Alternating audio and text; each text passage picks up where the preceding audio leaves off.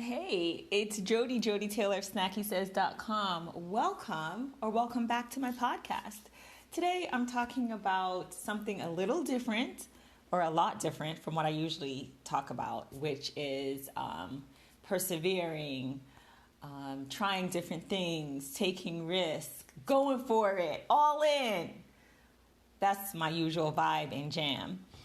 Today I'm talking about quitting. When you should quit, how to know when you should quit. And it's easy. I'm actually going to start at the end. Well, should I say it's easy? It's simple, but it's maybe not always easy. So we don't quit when we should, or maybe when we should. So the short answer is, you already know, baby. You got to follow your instincts, your intuition, your heart, your gut. What Alexandra Franzen calls your heart and gut together. The reason why I said it's simple is because you know yourself. You if you've ever had a breakup or you've left a job, dollars to donuts, you had a feeling about that before you actually left. So you can look back and be like, 6 months ago, I knew I should have left her.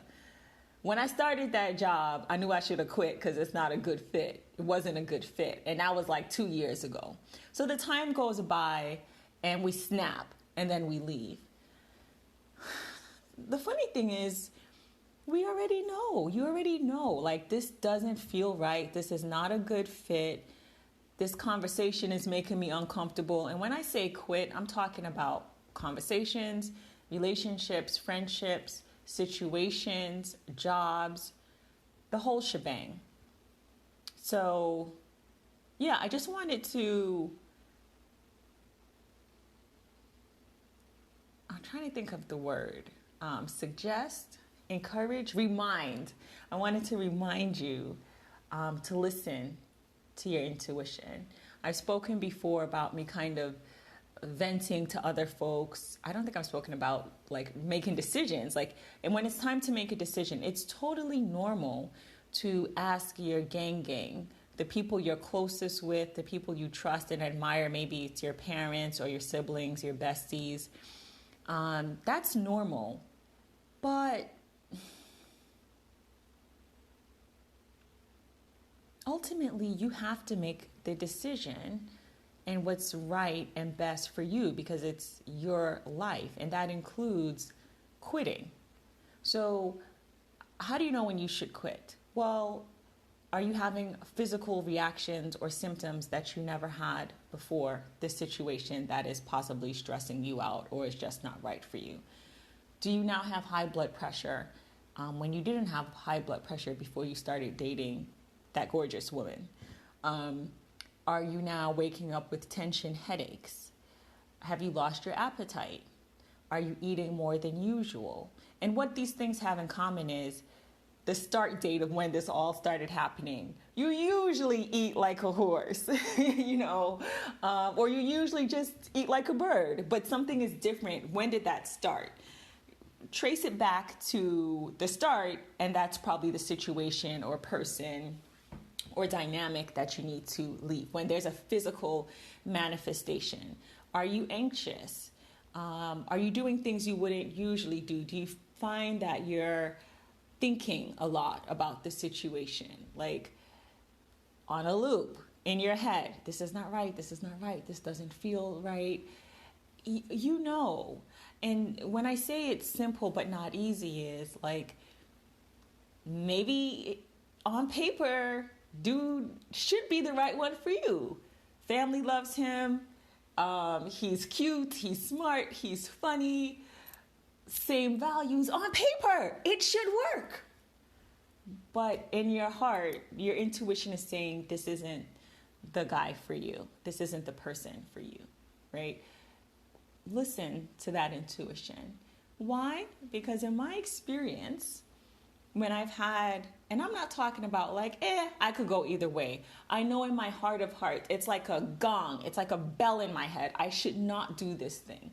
I should leave this situation. And I ignore it. Without fail, I have had my ass handed to me spectacularly when all I had to do was listen to myself in the first place. So when we talk to others, right? When we open our checkbook, does anyone still have a checkbook? You might be like, yo, I think I'm going to have to put up with this job because I don't have any money, or I need the insurance. Like, I get it. There are practical concerns, right? But if you get fired or you snap and you quit in a huff, that's like a different energy. And it can be avoided. So if you want to quit a job, some very practical advice is to start looking while you're working, or to start saving like a nest egg. So that's practical advice. There is a place for that. Of course, I get it. Like, you got to eat, right? You got tickets, to the opera, and he has the tickets or she has the tickets. I get that there are like little life situations where you might not want to leave a situation. But it's for the best. You can go to the opera some other time. You can get your own tickets. Health insurance can be had at a bigger and better job. It takes courage, but I think it's sweeter when you have the courage to do it the first time, not to leave the first time, not 2 years later, not 10 years later, because time is something we can't get back. We can get a job with insurance. We can get another job with insurance. We can get a job that pays more. We can be with the right person for us. But don't we want to have more time with that right person? And we'll be closer to getting with that right person if we leave this one, And to be clear, I'm not talking about rough patches in a relationship or at work or in our life. I'm not talking about, again, that feeling of like, I could go either way. You know that feeling. You've probably had an experience, like I said, where you can look back and be like, yeah, that's when I knew I was going to break up with her. Yeah, we broke up 2 years later, but that was a defining moment. So this is a very long way of saying, going back to the beginning, know thyself and admit what's best for you. Because if you don't, you will have to learn the same lesson over and over and over again, and that is extremely unpleasant. You will continue to attract the same type of people and the same type of work environments, even where you live. That's super important. Your atmosphere is super, super important. I have gone to Jamaica. Jamaica is like my wonderland. If you don't know, my family is from Jamaica. And I can go to Jamaica and eat like a horse and barely do a workout. And I will get back on the plane the same weight or less.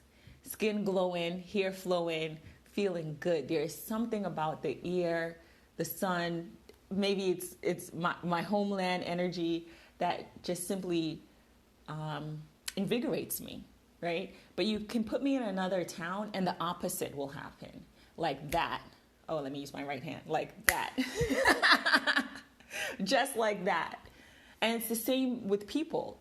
If you're around the wrong people for you, because there are no like right or wrong people, but they're right or wrong people for you and for your energy and for where you are in your life, they will bring you down. Have you ever been around somebody and you just felt like exhausted